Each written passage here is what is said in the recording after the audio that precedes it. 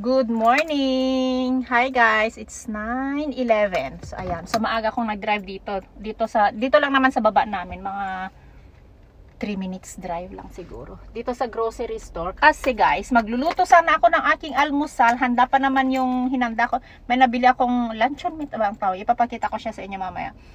So ayan, magluluto sa ako ng breakfast. Kaso guys, wala pala kaming bigas, as in walang-wala. Nahugasan ko na din yung lagayan. Natarantang na. Walang bigas. So, bibili lang ako siguro na yung maliit lang na, siguro mga 2 kilos lang. Kasi hindi ako usually bumibili dito kasi medyo may pagka-price itong grocery store na ito. Doon ako pumibili sa sentro or doon sa mall kung saan kami usually nagro-grocery. Bumibili ako ng 5 kilos. Kaso walang gutom na tayo. At may pasok ako mamaya, wala akong masyadong oras, kaya dito na lang. Ayan. So yes, ay nakaligo na din pala ako. Ayan, o, diba? Maaga kasi ako natapos sa mga, actually hindi pa naman tapos, nakaligpit-ligpit lang sa kusina, sa salas. At yung mga tinupi ko kahapon nandun pa din, hindi ko pa nilalagay sa mga lagayan nila. So anyway guys, tara, samahan niyo ako sa araw na ito sa aking daily vlog. Daily vlog yan.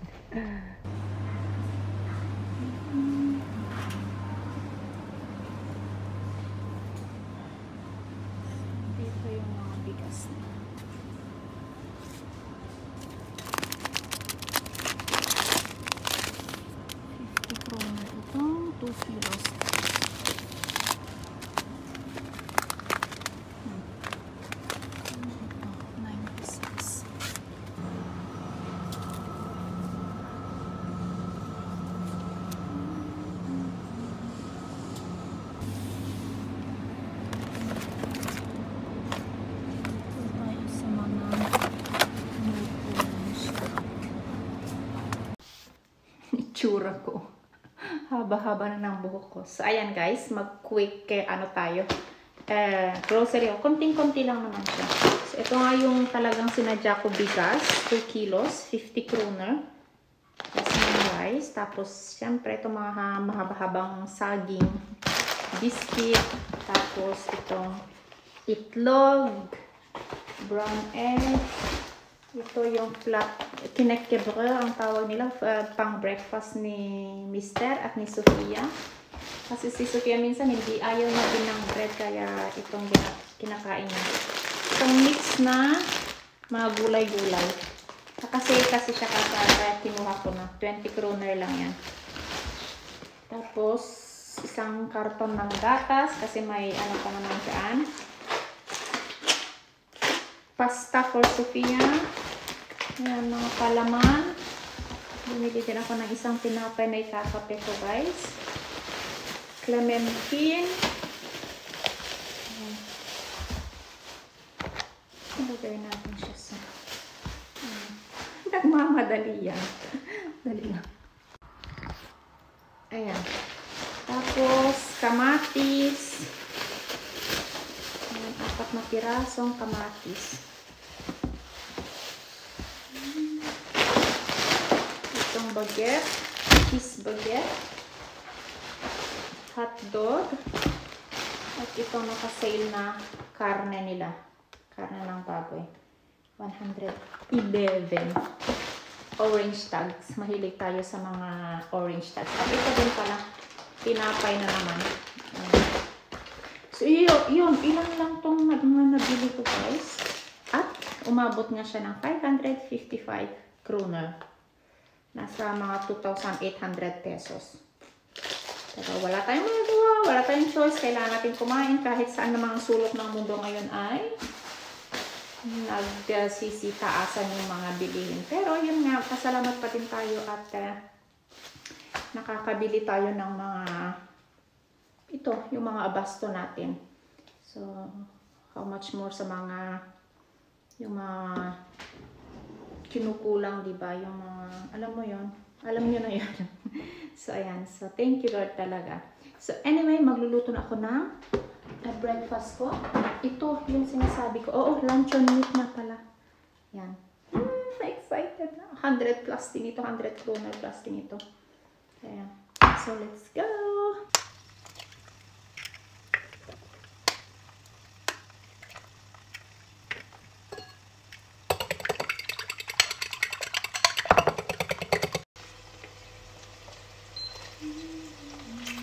In fairness, ang tagal-tagal ko din hindi nakatikim ng luncheon meat. Kasi nga, pinag-iisipan ko pa talaga siya guys, pero hindi ko na kaya. Nag-cravings na talaga, yung cravings ko, ano na, lagpas na doon. Kaya napabili tayo. Excited na akong kumain.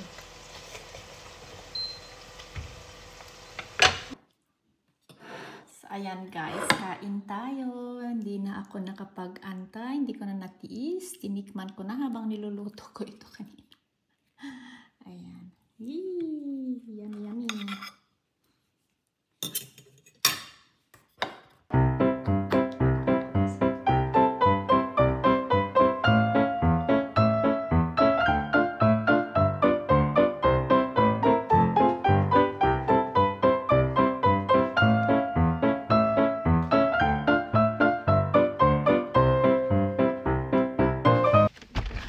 Ayan, nag-parking ako dito sa may harap ng dito sa may nursing home kasi allowed na kami mag-park dito kasi nga puno yung park dyan sa taas.